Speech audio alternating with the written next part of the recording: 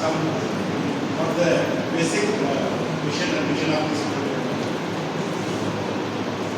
Understand the term environment. So all our school engineers know.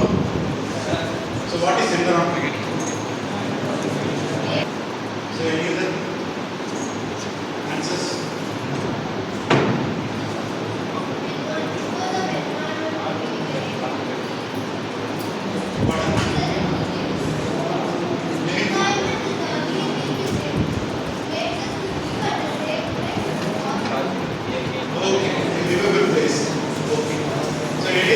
Any other answers?